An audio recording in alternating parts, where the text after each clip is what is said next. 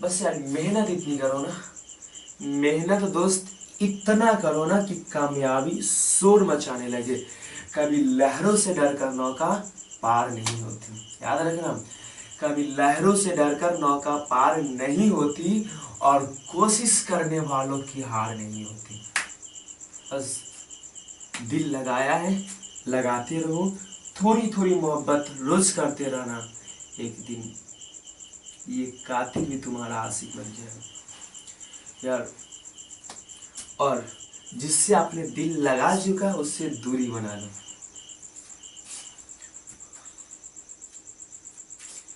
जय Hind and good morning आप सभी को दोस्तों मेरे YouTube चैनल डीसू तसी में स्वागत है।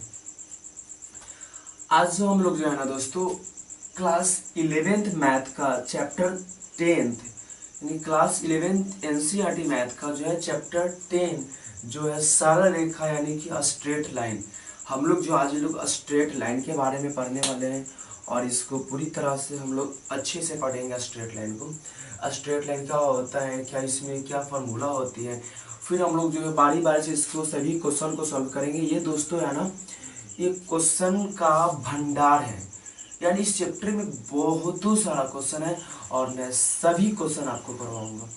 यानी आज हम लोग जो है ना आज की रात हम लोग जो है ना सारा रेखा से मोहब्बत करने वाले हैं। यानी आज इसके लिए चांद तारे को तोड़ लाएंगे। कि पता है क्या होता है ना दोस्त, जब पहली पहली बार मोहब्बत होगी ना तो बेचारा लड़का गाना क्या गाता है, तोड़ लाऊंगा तेरे लिए चांद तारे को। कम वक्त सोचो, झूठी वादे तो यहीं से शुरू हो जाती है। यानी कभी चांद तारा को वो तोड़ कर कहाँ से लाएगा यार, कभी टूट के आ सकता है, नहीं आ सकता है। बल्कि उसे कहना चाहिए तेरे लिए चाय बनाकर लाऊंगा, ना कि चांद तारे तोड़ कर लाऊंगा। और बेचारे इसी में पूरे दिन को बिता देते हैं। यानी ये जो कस्में वादे ये सब बने ही होते हैं तोड़ने के लिए। यानी अगर आपके पास कोई आए हैं तो याद रखना वो आपसे किसी आपके पास से वो जाने वाले हैं। यानी आए हैं तो वो जाएंगे, मोहब्बत किए हैं तो नफरत भी करेंगे, लव यू बोले हैं तो हेट यू भी बोलेंगे। यानी कभी ये सब नहीं पढ़ना है, मोहब्बत करना है तो इससे करो, कभी धोखा नहीं देगा, जिंदगी भर साथ निभाएगा। देखते हैं, अब समझेंगे हम लोग सरल रेखा। पहले अगर क्लास 10th में इसकी बेसिक को बहुत अच्छे से पढ़ लिए होंगे दोस्तों ना, तो शायद इस चैप्टर में लगभग आप 50% कवर कर चुके हैं इस चैप्टर का। यानी बेसिक क्या हम लोगों जो है दूरी सूत्र डिस्टेंस फार्मूला जो है क्लास 10th में पढ़े थे। यानी डिस्टेंस फार्मूला में डिस्टेंस फार्मूला था, सेक्शन फार्मूला था, यानी मध्य बिंदु जो है मिडिल पॉइंट निकालने का फार्मूला था, एरिया ऑफ ट्रायंगल यानी कि त्रिभुज का क्षेत्रफल निकालने का भी फार्मूला था। यानी वो फार्मूला अगर आप लोग एक बार अच्छे से रिवाइज कर ले तो शायद यह चैप्टर आपको बहुत ही आसान हो जाएगी। यानी आज हम लोग क्या करते हैं, फार्मूले को देखते हैं। सबसे पहले हम लोग बेसिक फार्मूला को समझेंगे दोस्तों। बेसिक फार्मूला में अगर हम बात करते हैं तो अगर कोई भी ग्राफ या एक्स एक्सिस और वाई एक्सिस को कुछ भी ले लेते हैं, ये जो दोस्तों होता है वो कौन सी अक्ष होता है कि ये वाई अक्ष हो गया और यहाँ पे मैंने एक्स अक्ष को ले लिया। क्या करेंगे अब एक्स अक्ष वाई अक्ष हो गया और इसकी बात अगर यहाँ पे बात करें तो ये वाई डैश होती है और इसकी बात करें तो ये एक्स डैश होती है और बीच में ऑरिजिन दोस्त यहाँ पे 0 होता है। अगर मैं इधर की बात करूं एक्स अक्ष की बात करूं तो ये प्लस की ओर बढ़ते जाता है। अगर मैं ऊपर की बात करूं तो ऊपर भी प्लस वाला ही होता है और मैं नीचे की बात करूं तो नीचे में दोस्त हो जाता है माइनस में यानी निगेटिव वाला होता है और इधर क्या होता है निगेटिव वाला होता है। यानी अगर मैं इसे आपकी तरफ मुंह करके बोलूं तो अगर मैं ऊपर की ओर जाऊंगा तो प्लस में, नीचे की ओर आऊंगा तो माइनस में, इधर की ओर जाऊंगा तो माइनस में और इधर की ओर जाऊंगा तो प्लस में होगा। यानी हमें ये अच्छे से पता है कब प्लस होता है कब माइनस होता है। पर दोस्त आपको क्या करेगा ना कि इसी में से कोई 2 पॉइंट दे देगा। अगर मान लिया जाए कि आपका पहला पॉइंट दे दिया ये, तो पहले मैं अगर निर्देश ये दे दिया, और अगर दोस्त यहाँ पे दूसरा पॉइंट अगर मान लेते हैं आपको ये दे देते हैं ये, इसका कोऑर्डिनेट x1 y1 रहेगा, और जो सेकंड पॉइंट देगा कोऑर्डिनेट कुछ ना कुछ यानी कि x2 और क्या रहेगा y2 रहेगा। यहाँ पर जब a नाम दे दिए, इसका b नाम दे दिए। यानी मेरे कहने का मतलब है ना, कोई भी आपको एक रेखा दे दिया, इसका कोऑर्डिनेट कुछ ना कुछ दिया रहेगा, 2 4 3 2 7 8 5 6 2 4, ये आपकी मर्जी, माइनस में भी हो सकता है प्लस में भी हो सकता है, जोड़ने की इसी कोऑर्डिनेट में रहेगा। इसमें भी हो सकता है, इसमें भी हो सकता है, इसमें भी हो सकता है। यानी इसमें होगा तो प्लस प्लस होगा, इसमें होगा तो माइनस प्लस होगा, इसमें होगा दोनों माइनस में होगा, इसमें होगा तो पहले वाला प्लस होगा फिर बाद वाला माइनस में होगा। यानी अभी अगर इस पॉइंट का नाम ये देता है दोस्त, अगर इस पॉइंट का नाम अगर कुछ भी दे देगा, x2 दे दिया और y2 मैंने कंसीडर कर लिया और इसका नाम b है, तो मैंने क्या पढ़ा था, डिस्टेंस फार्मूला। डिस्टेंस फार्मूला में क्या होता है, हमें दूरी निकालने के लिए डिस्टेंस, जिसको हम लोग बोलते हैं दूरी सूत्र। अब आते हैं दूरी सूत्र क्या होता है, ताकि हम किसका दूरी निकालना है, तो यहाँ पे हमको AB का दूरी निकालना है। तो दूरी निकालने के लिए क्या फार्मूला होता है, तो फार्मूला होता है x2 माइनस x1 का whole square plus y2 minus y1 का होल स्क्वायर। शायद मैंने यही फार्मूला पढ़ा था, ये फार्मूला था मेरा दूरी निकालने के लिए, यानी दूरी सूत्र निकालने के लिए दोस्त फार्मूला होता है। इसके बाद हम लोग का आता है विभाजन सूत्र। तो विभाजन सूत्र यानी जिसको लोग सेक्शन फार्मूला बोलते हैं। विभाजन सूत्र मैंने पढ़ा था, तो विभाजन सूत्र 2 में होते हैं, एक अंतर विभाजन से और एक बाह्य विभाजन में होता है दोस्तों। तो यानी कि सेक्शन फार्मूला एक होता है एक्सटर्नल और एक होता है इंटरनल सेक्शन फार्मूला, और एक होता है एक्सटर्नल सेक्शन फार्मूला। तो सबसे पहले मैं अंतर विभाजन को जानता हूं, यानी अंतर विभाजन सूत्र जो आप लोगों को पढ़ाया गया था, क्या था कि x, y बराबर क्या निकालना था, तो m1 x2 plus m2 x1 बटा m1 प्लस m2, और ये तो x के लिए था, y के लिए क्या था, तो m1 y2 plus m2 y1 बटा m1 प्लस m2। यानी कि ये जो था दोस्तों हमें अंतर विभाजन निकालने के लिए था।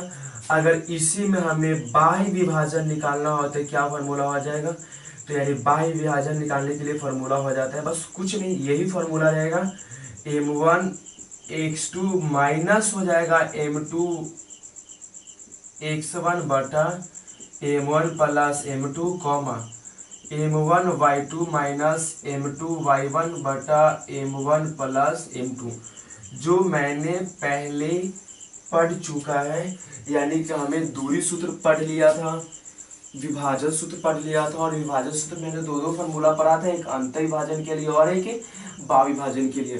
अंतर विभाजन में प्लस वाला होता है और बाह्य विभाजन में सिर्फ क्या हो जाता है, माइनस वाला होता है।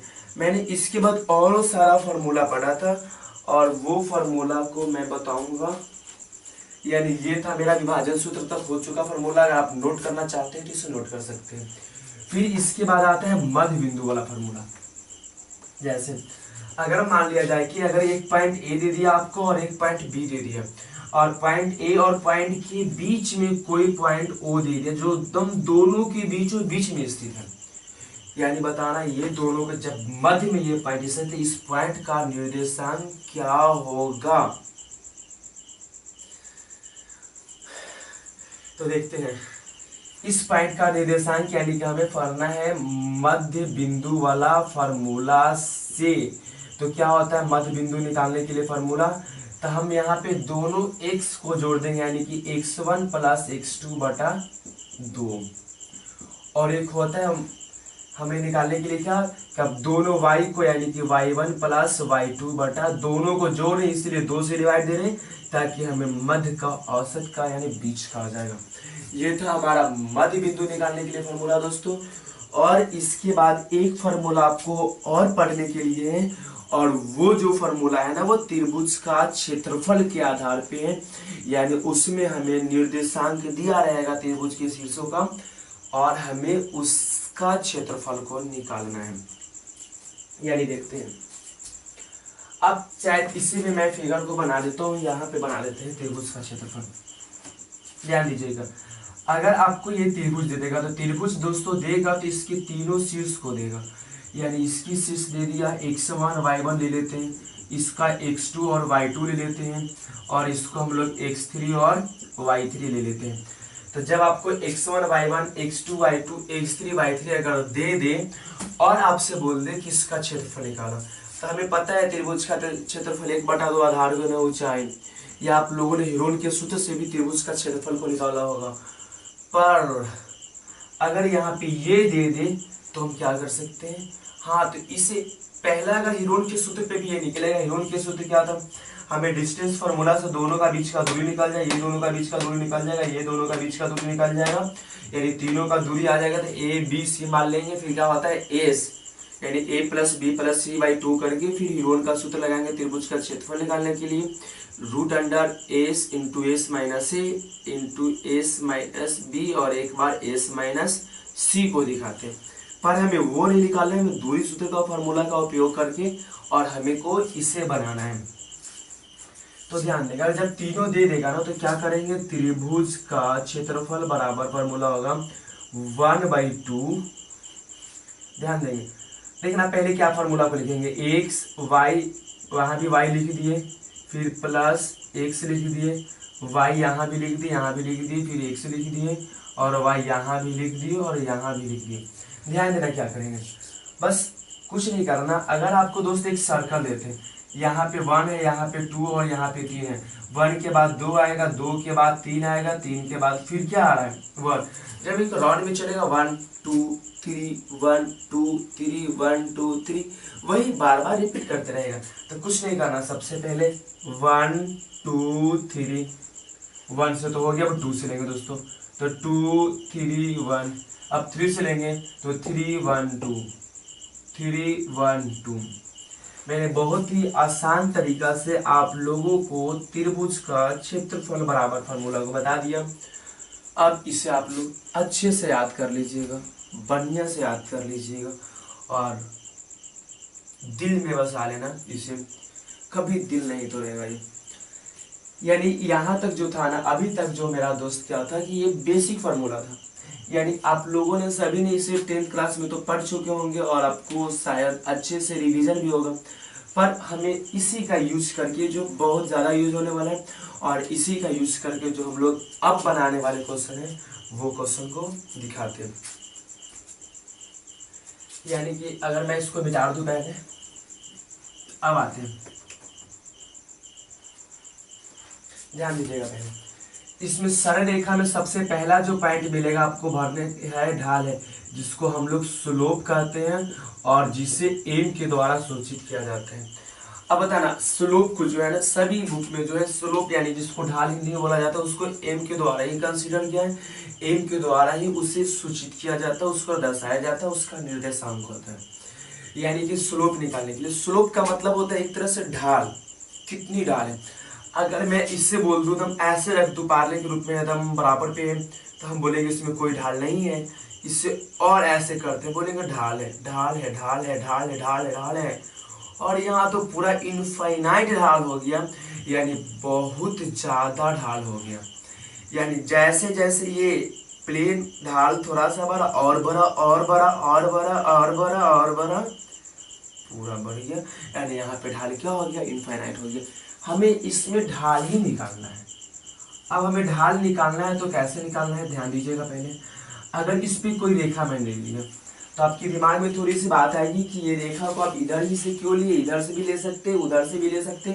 तो बाबा आपका मर्जी, जितना मन करे, जैसे मन करे वैसे लेना, बस हम तो कोई एक ही लेकर बताएंगे, तो इसलिए मैं एक लेकर बता रहा हूँ, और उसके बाद आपको जितना मर्जी करेगा, जैसे मर्जी करेगा, आप लेते रहिए।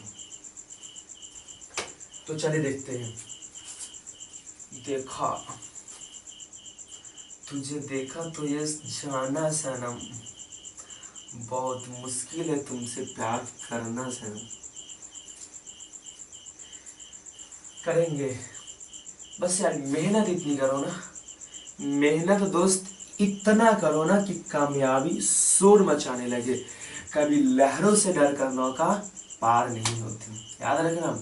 कभी लहरों से डरकर नौका पार नहीं होती और कोशिश करने वालों की हार नहीं होती।